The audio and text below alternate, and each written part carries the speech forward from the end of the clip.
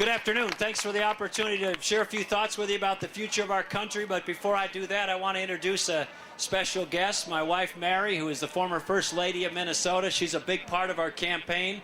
I think you'd like to get a chance to know her. I know she'd like a chance to share a few thoughts with you about the great state of Iowa and our great country. Mary Pawlenty.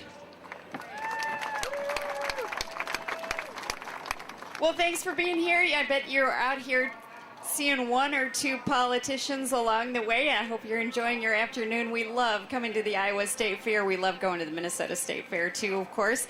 And I'd just like to tell you thank you. I appreciate Iowans. We have come to understand truly how engaged Iowans are, how people are genuinely asking really good questions of all of the candidates and doing the job that you do so well.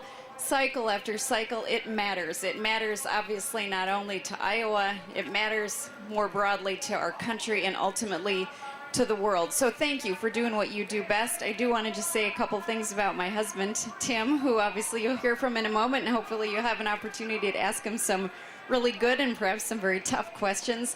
But I'd just like to tell you a little bit about who he is. Obviously, you all kind of see him in his political arena, but he and I have been married almost 24 years. We'll be married 24 years this September. And we have two kids. We have Anna, who's going off to college this fall, and Mara, who's 15 years old. And you know, when I say that I support my husband, I support him not only because I love him so much, but also I support him with my head. I have watched him through tough times. I have watched him in good times and bad times. I've seen him through it all, as all of you who've been in long-term relationships have. I know this is a person whose head and heart is genuinely connected. He is someone who has his compass set. He is someone who, I think, if you got to know him, he's the kind of person you'd want as your neighbor. If you talk to people who've known him a very long time friends, long-time neighbors, that you'd know that this is a person who you'd like to not only be your friend, somebody who you'd like to pull alongside, but he's someone who you can genuinely respect as a leader. I am confident that he is the person who has the best judgment and wisdom, character, strength, and experience to be the next president of the United States. So, ladies and gentlemen, again, my husband, Governor Tim Pawlenty.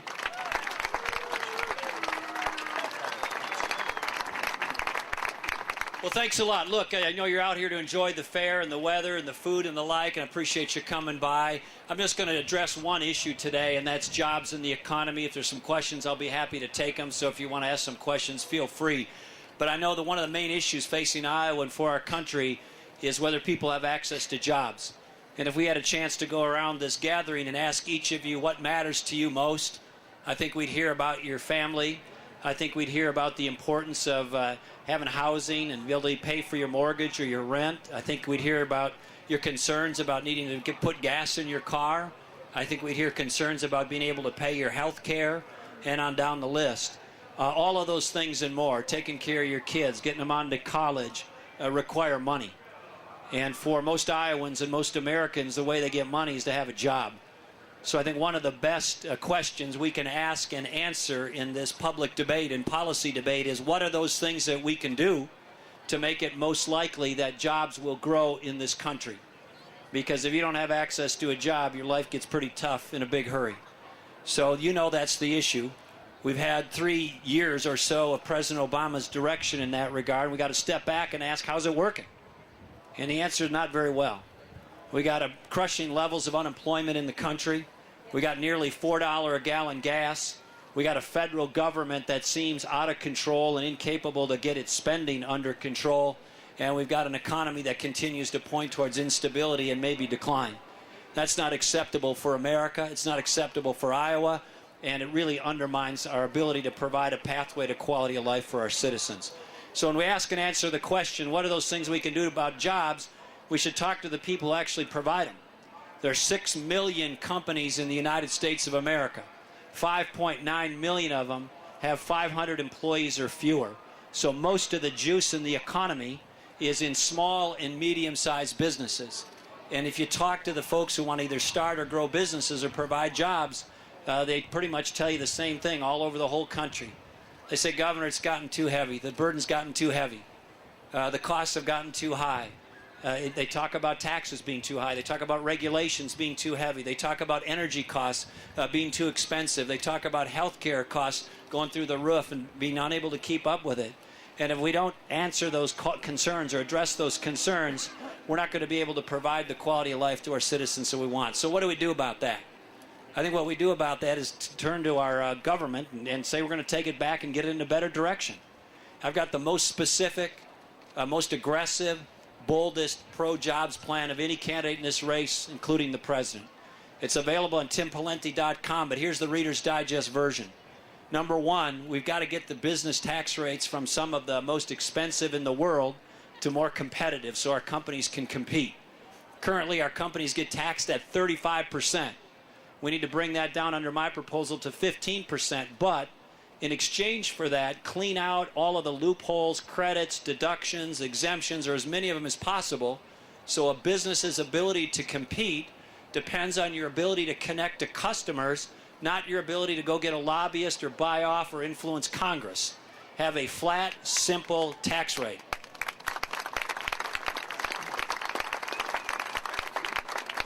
Number two, most of our small businesses in this country and job providers pay their taxes on their own individual returns because they're what's called pass-through entities. So they don't pay the business or corporate tax rate. They pay it on their individual returns if you're a small business. And so that's why it's important that we do small or individual taxpayer relief as well.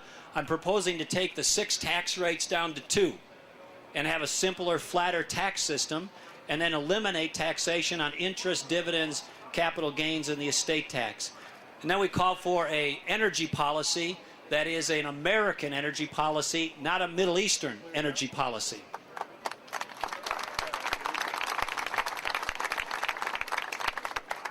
And then we need to fix health care reform the right way. Now, look, if you like the approach that President Obama has taken on health care, vote for him. But in my experience, taking a problem and dragging it into Washington, D.C., and creating a top-down system where you offer citizens one choice or limited number of choices, and then you regulate it, you have government employees staff it, and bureaucrats run it, and then you tax people more to pay for it, is not a good plan.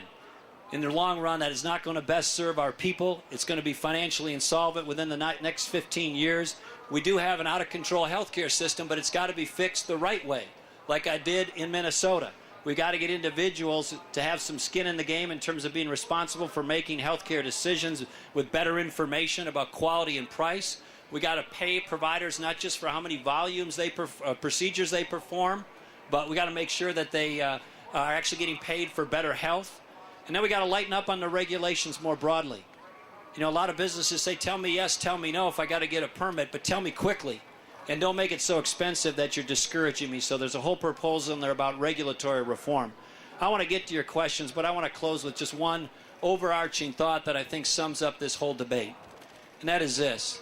You know, if you think about what separates the United States of America from the rest of the world, it's not that we're the biggest country in the world population-wise. We're not. We've only got a few 300-plus million people. We're not the cheapest country in the world, although we do need to be more competitive. So if we're not the biggest and we're not the cheapest, then what is it that has made us the most successful, exceptional nation the world has ever known? And the answer is we're the freest country in the world. And when people are free, they can do a number of things. They can dream as they see fit. They can invent. They can create. They can design. They can associate as they see fit. They can worship as they see fit. They can speak as they see fit, like this gentleman does. And that freedom unleashes in the human potential the ability to say, I can do this. And that's fundamentally different than most other cultures across the globe throughout most of the time. And when government comes into our life and says, you know what, we're going to take that over, or they say, you know, we're going to make it more difficult, or they're going to tax it, or they're going to regulate it, or they're going to make it slower, or they're going to discourage it. They not only run up their budgets, but they do something else that I think is equally or even more corrosive to our country. And that is they weigh down the American spirit. They weigh down and discourage the American spirit. And that's what's happening now. You got people all over this country who are discouraged and worried, not because of themselves, not because they've lost faith in their family or their church or their neighborhood or their community, but they've lost faith in their government. They've lost faith in their government. And what's going on with that is you got people saying Barack Obama had his chance. He came through Iowa and other places and said, vote for me. And he had these great speeches and great rhetoric. But great speeches doesn't put gas in my car. Great speeches doesn't pay your mortgage. Great speeches doesn't pay your health care. Great speeches doesn't buy your groceries.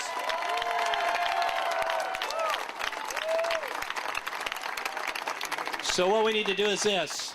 Tell Barack Obama he had his chance. It ain't working. And if you like the way the country's going in the direction it's headed, vote for him.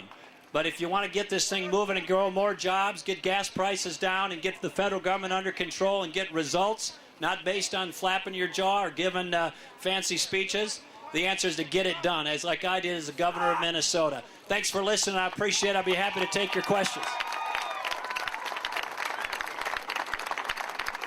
Thanks a lot. All right, who's got a question? Sir. We've been hearing a lot of candidates talk about jobs overseas, keeping them here. So there's a lot of candidates have all their campaign contracted overseas. Yeah. Question from this gentleman here with the Super Dad T-shirt on. We appreciate that. Question was, a lot of the candidates were talking about trying to keep jobs here, growing jobs here, but they're making or ordering their materials from places overseas. You know, that's their prerogative. The direction I've given my campaign is buy American and buy it from here. Yes.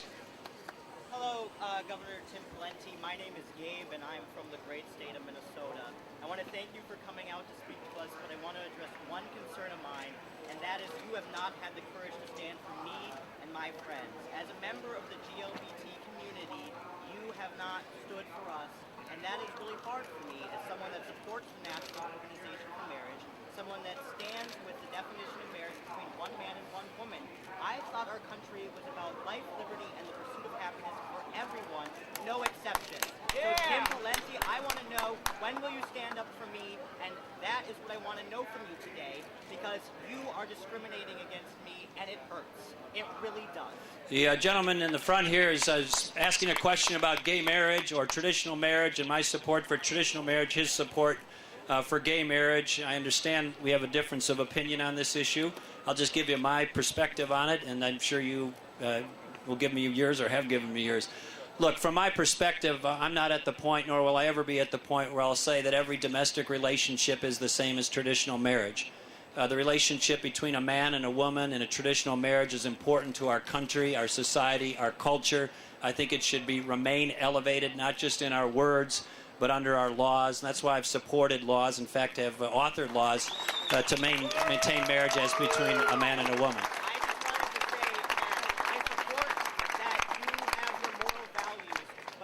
Something that is hurting my future and how I get to live my life. And that is something that's odd. Someone that talks about government that gets out of your lives. Why does government get involved in our marriages? There's nothing to do with it. Okay? So the question, the gentleman wants to know, why is government getting involved in the marriage issue? Actually, I think every state has and has had for the history of our country laws defining marriage or addressing marriage. So this is not a new thing, but it's an important thing. So we're just going to have a respectful disagreement. We're just going to have a respectful disagreement, sir. Yes. Yeah, go ahead with the Nebraska shirt on.